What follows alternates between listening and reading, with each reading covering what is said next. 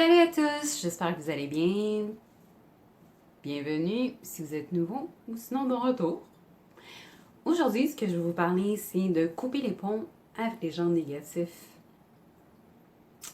ou des personnes toxiques que j'appelle. Dans ma vidéo que j'avais faite précédemment, je parlais de parler avec soi-même de manière positive. Mais je pense que ça va de pair aussi avec les gens avec qui on s'entoure, ce qui est très important selon moi. Parce que ça a un impact de notre vie. Comment reconnaître quand quelqu'un est toxique? C'est très simple à reconnaître, mais est-ce que c'est difficile?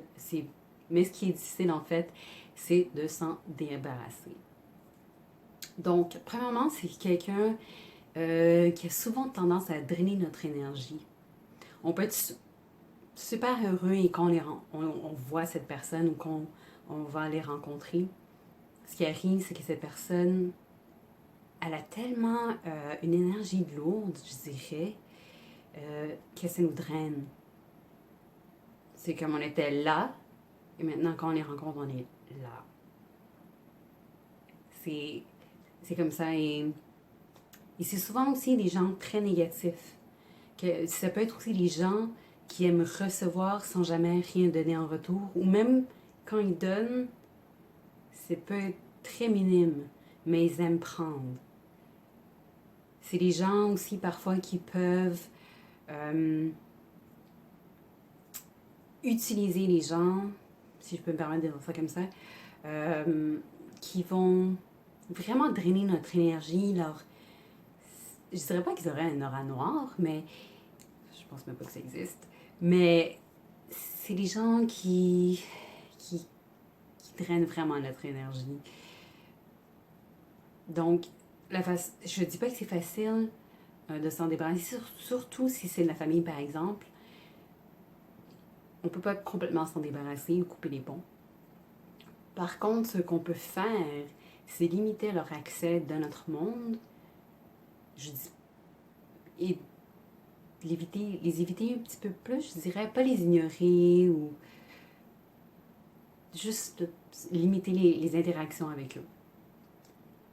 Parce que la famille, c'est pas quelque chose qu'on peut nécessairement disposer facilement, malheureusement. Donc, c'est plus difficile.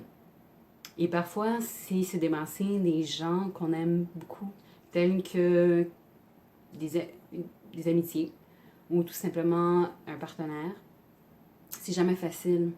Mais à ce moment-là, il faut prendre le courage de le faire parce que ce qui est triste, c'est que ces gens-là, malgré tout, auront un impact sur notre vie.